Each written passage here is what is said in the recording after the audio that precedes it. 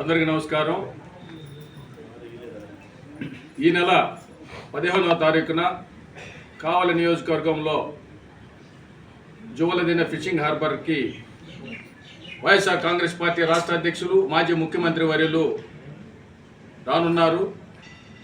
ముఖ్యంగా గతంలో వైఎస్ జగన్మోహన్ రెడ్డి గారు ఈ రాష్ట్రంలో ఆర్థిక వనరులను పరిపుష్టి చేసేందుకు, ఒక సంపద సృష్టించేందుకు, నాడు మత్స్యకారుల జీవితాల్లో వెలుగు నింపేందుకు గతంలో మత్స్యకారులంతా కూడా ఈ స్వతంత్రం వచ్చిన నాటి నుంచి కూడా ఆంధ్రప్రదేశ్ నుంచి వివిధ ప్రాంతాలకు వెళ్ళి వాళ్ళు వలసలు వెళ్ళి అక్కడ వేటాడుతూ వాళ్ళ చేతుల్లో ఎన్నో రకాలుగా ఇబ్బందులు పడుతున్న పరిస్థితుల్లో కోవిడ్ సమయంలో చూసాం.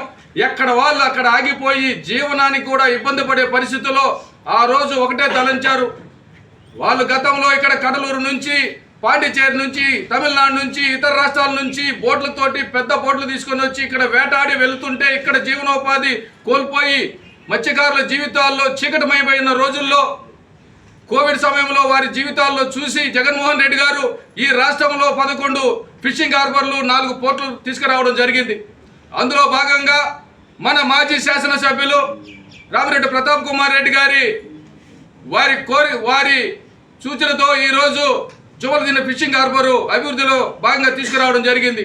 అయితే అది హార్బర్ అంతా పూర్తయిన తర్వాత ఓపెనింగ్ సమయంలో ఆయన ఒకటే చెప్పారు, ఇంకా 10% కొర ఉంది, మళ్ళీ మన ప్రభుత్వం వస్తుంది, మన ప్రజలకు మేలు చేస్తున్నాం, వచ్చిన తర్వాత మనం స్వయంగా మత్స్యకారులతో కలిసి వాళ్ళతో మాట్లాడి దాన్ని ఓపెన్ చేద్దామని చెప్పిన తర్వాత అనుకోకుండా దురదృష్టవశాత్తు ప్రభుత్వం రాకపోవడం, వచ్చిన ప్రభుత్వం వచ్చిన నాటి నుంచి మత్స్యకారుల జీవితాల్లో చీకటి నింపుతూ వారు చేస్తున్న ఆకృత్యాలు, అఘాయిత్యాలు చూస్తూ ఉన్నాం. గడిచిన 8 నెలల కాలంలో కడలూరు నుంచి, తమిళనాడు నుంచి వచ్చిన బోట్లు ఇక్కడ ఏ విధంగా విధ్వంసం సృష్టించి వీళ్ళ జీవనోపాధిని పోగొడుతూ ఉంటే వారు ప్రాణాలకు తెగించి ఆ బోట్లు తీసుకొని వచ్చి ఇక్కడ ఫిషింగ్ హార్బర్లో పెడితే వాటి మీద 4 కేసులు కూడా అయి ఉన్నాయి. వాటిల్ని ఒక పథకం ప్రకారం ఏ విధంగా తప్పించారో ఈ ప్రభుత్వంలో చూసాం. ముఖ్యంగా సాగర్ డిఫెన్స్ అనే ఒక ప్రైవేట్ సంస్థకి ఈ కేటాయించడం అంటే ఈ 164 గ్రామాలు దీని మీద ఆధారపడి జీవిస్తున్న మత్స్యకార వారి జీవితాల్లో ఎంత దుర్భరమైన పరిస్థితి నెలకొంటుందో మనందరం తెలుసుకోవాల్సిన పరిస్థితి ఉంది. వేట మీద ఆధారపడి జీవించే ఆ కుటుంబాలన్నీ కూడా ఈ సాగర్ డిఫెన్స్ అక్కడ పెట్టిన తర్వాత ఏదైతే వారి బెర్త్ ఉందో దాంట్లో 50% పైన వాళ్ళు ప్రథమ భాగాన్ని వాళ్ళే తీసుకొని ఆ ఉన్న 70 ఎకరాల్లో 30 ఎకరాలు వాళ్ళు తీసుకుంటే మిగతా వాళ్ళు ఏం చేయాలి? ఆ డిఫెన్స్ సంస్థ వచ్చిన తర్వాత ఇక్కడ వారు చేసే కార్యకలాపాల్లో అక్కడ ఏదైతే ఈ జీవనానికి వేటకపోయే వాళ్ళు కూడా మొన్న చూసాం, కేవలం చెలో జువలదిన్న అక్కడ పరిస్థితి ఏదో చూద్దామంటేనే పోని ఉన్న పరిస్థితి. వారి కోసం ఏర్పాటు చేసిన హార్బర్లో వాళ్ళే పోలేని స్థితి, అంత దౌర్భాగ్యం. మత్స్యకారులు అక్కడ పోవాలంటే పర్మిషన్ కావాల్సిన పరిస్థితి. ఇంత దుర్మార్గమైన చర్యను వీరు అభివృద్ధిని చేయాలంటే ఈ కోస్టల్ బెల్ట్ సుమారు మన ఒక రాష్ట్రంలో 900 కిలోమీటర్ల తీరం ఉంటే ఎక్కడ పెట్టుకోకూడదు, ఎక్కడ ఇవ్వకూడదు. వాళ్ళకి అనువైన ప్రాంతాలు అనేకం ఉన్నాయి. అటువంటిది పోగొట్టి వారి స్వార్థం కోసం, వారి స్వార్థ ప్రయోజనాల కోసం మత్స్యకారు జీవితాల్లో వారు ఇంత దుర్భరమైన పరిస్థితి కల్పిస్తున్నారంటే, దుర్మార్గమైన చర్య చేస్తున్నారంటే ప్రజలందరూ చూస్తూ ఉన్నారు.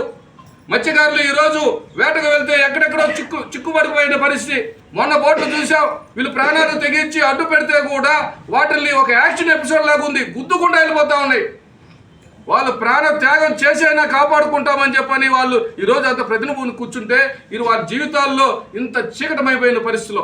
అందుకే జగన్మోహన్ రెడ్డి గారు ఏదైతే గతంలో చూసాం, వాళ్ళు వేట విరామ సమయంలో వాళ్ళకి ఇచ్చిన పరిస్థితులు చూసాం.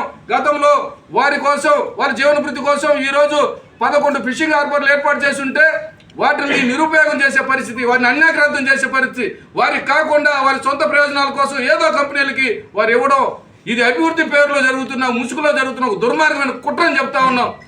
వారితోటి ముఖాముఖి కూర్చొని వారి కష్ట నష్టాలను తెలుసుకునేందుకు ఈరోజు రాష్ట్రంలో మత్స్యకారుల పరిస్థితి, ఈరోజు వారు నిజంగా వాళ్ళు ప్రేమిస్తే వాళ్ళు ఎంత సున్నిత మనస్కులో, అటువంటి వారి జీవితాల్లో వాళ్ళ జీవితాలతో ఆడుకుంటున్న ఈ కూటమి ప్రభుత్వానికి బుద్ధి చెప్పాల్సిన పరిస్థితి ఉంది. అందుకే రేపు జగన్మోహన్ రెడ్డి గారు రాబోతా ఉన్నారు. కావలి నియోజకవర్గంలో రామిరెడ్డి ప్రతాప్ కుమార్ రెడ్డి గారి నేతృత్వంలో వారితోటి ముఖాముఖి కార్యక్రమం ఈరోజు ఉండబోతా ఉంది. జిల్లాలో చూసాం, కాకాని గోవర్ధన్ రెడ్డి గారు కూడా జిల్లా పార్టీ అధ్యక్షులు ఇక్కడికి రావడం, అనేక సందర్భాల్లో ఈ కూటమి ప్రభుత్వం చేస్తున్న దుర్మార్గాలను ఎండగడతానే ఉన్నారు. అదేవిధంగా ఈ నియోజకవర్గంలో చేస్తున్న కూటమి ప్రభుత్వం చేస్తున్న దుర్మార్గాలు, దురాఘాతాలు, అక్రమ కేసులు వీటన్నిటి మీద కూడా చర్యలు ఉంటాయి. గతంలో చూసాం, ఇక్కడ తుమ్మలపేట గ్రామంలో శిలాఫలకం ఎవరు పగలు కొట్టుకున్నారు?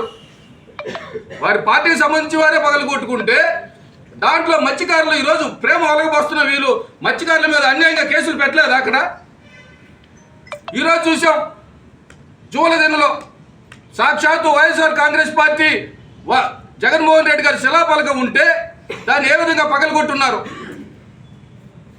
అభివృద్ధిని ఎవరు చేసినా కాంక్షించే పరిస్థితి వైఎస్ఆర్ కాంగ్రెస్ పార్టీకి ఉంది. మీరు చేస్తున్న దుర్మార్గాలకి తెరపడే రోజు రానుంది. మత్స్యకారులతో రేపు 15వ తారీఖున ముఖాముఖి కార్యక్రమం, వారి యొక్క కష్ట నష్టాలు, వాళ్ళ జీవితాల్లో వాళ్ళకి ఏది అవసరం, ఈ కూటమి ప్రభుత్వంలో ఏ విధంగా నష్టపోతా ఉన్నారు, ఈ హార్బర్ని మాత్రం ఎట్టి పరిస్థితుల్లో ప్రైవేటీకరణ చేసేదానికి వైఎస్ఆర్ కాంగ్రెస్ పార్టీ ఒప్పుకోదు. ఈ నియోజకవర్గంలో రామిరెడ్డి ప్రతాప్ కుమార్ రెడ్డి గారి నేతృత్వంలో యావత్ ప్రజలందరూ కూడా పోరాటం చేయాల్సిన పరిస్థితి ఉంది.